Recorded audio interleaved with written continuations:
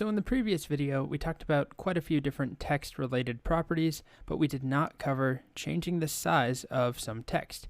The property we use to do that is called font size, and it's honestly very simple. On one hand, it's just font-size, and then we specify a size. However, what makes it a bit more tricky at this point in time is that the options for these values range a lot. We have all sorts of different units in CSS and different values for sizes. We have things like these named values I've never used in my life, small, medium, large, extra large, and so on. We have pixels. We have these things called M's and percentages. We actually have quite a few. M's, rems, VH's, VW's, centimeters, inches, pixels, millimeters. The good news is that most of these are not used frequently.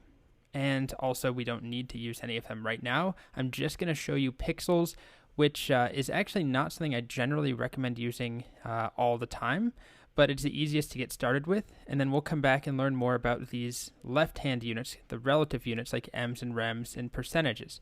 So pixels, just px, are the most commonly used of these absolute units.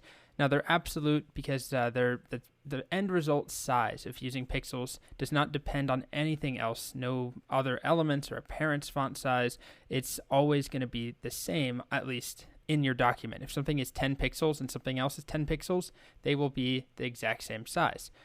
Now, it's important to note that, yes, it's called a pixel, but it does not necessarily equal the width of exactly one pixel on your machine. So it varies depending on the size of your display. It varies on a lot of things, actually. So it is not guaranteed to be 1 pixel wide, but it is guaranteed to be very small. A single pixel 1px is tiny.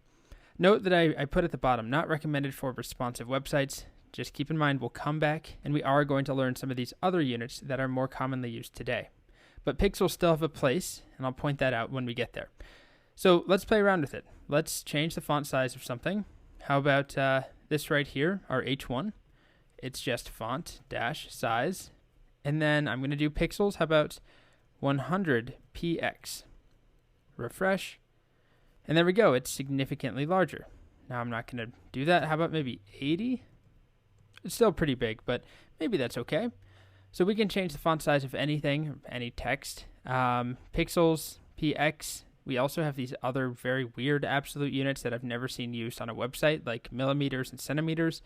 I'm told that those are more commonly used in print, like if you're laying something out to print out, but I don't know if that's true or not. But pixels have been used for a very long time. They're very common, but like I said, there are better units to use in today's world. We will learn them in time. Okay, I promise. So font size, super easy. The actual property itself, font-size, and then you specify some value.